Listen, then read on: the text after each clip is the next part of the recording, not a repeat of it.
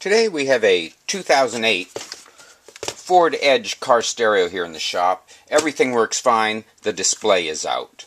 And hopefully we can go through and show you how to straighten this out. This will take care of most display problems with this radio. However, we have seen broken displays from someone punching the radio, which means it's totally something different. But this is usually a poor solder problem. We're going to remove 4 black Torx screws, 2 at the top, 2 at the bottom. That's cured this face onto the radio. This is a T10 Torx. There are 2 screws on the top, 2 on the bottom. If you need help removing this stereo from the dash, we do have that video on our website, carstereoremoval.com. Once these 4 screws are removed, you're going to have to take a small flathead screwdriver, and there are 4 tabs, 2 on the top, bottom, 2 on the top, where we're going to pry up on the plastic to get it over this little tab. Now we're going to continue to apply forward pressure so that this face doesn't snap back on, but we're going to take care of the 2 on the side here, or on the bottom, turn it over, and take care of the 2 here on the top. This will release the face. It comes off. There's one main connector here at the bottom that will mate back up with a connector on the front of the stereo once you put the face on securely. But the display sits here on the circuit board, so we're going to turn this over and take a look at this. There are several problems that we've seen here.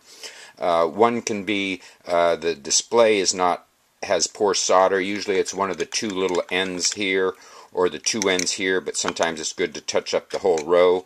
Same with the bottom row of connectors. There are 2 way over here on the left, along with 2 way over here on the right, and maybe touch up the rest of these connectors as well. This is not the most common problem with this, but we've seen that with this one. Usually what we see is you have 4 large surface mount resistors here. And these need to be resoldered. Usually you'll find when you start putting solder on one leg, the component will move. That'll easily tell you that there was poor solder there. We also have 2 over here on the left side, and scattered along the board are several other scattered along the board are some other surface mount resistors. We're just going to take care of the larger ones here.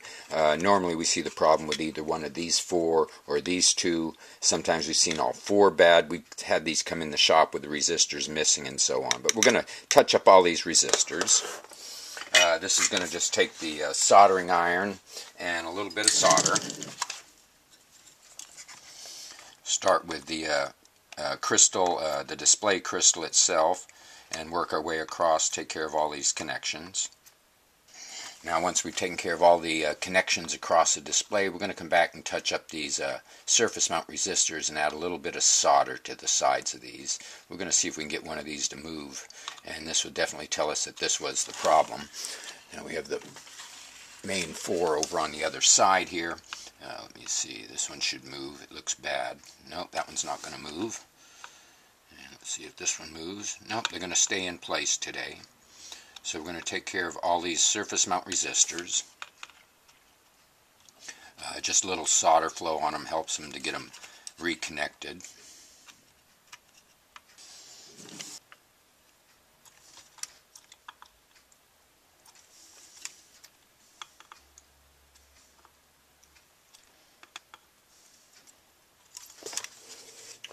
Okay, now you can see that we have repaired all the solder on the surface mount resistors, along with the 2 rows of solder connections for the front display, the little surface mounts all around the edges of the board.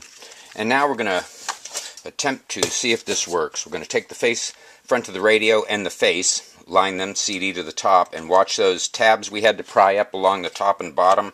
Get them real close before snapping the face on, because you want the connector on the bottom to align itself as we go forward. And then once you get the tabs all lined up, snap the face right back on. Now we're going to test this before we go any further, just to make sure we took care of it. And we have AM and display. This just fixed the radio for no display. We're going to replace the 4 screws, 2 on the top and the 2 on the bottom, and put this back in the car. Again, if you have any questions or comments, please do that. Thumbs up if this video helped you out. Hope this video has been helpful, and thank you for watching.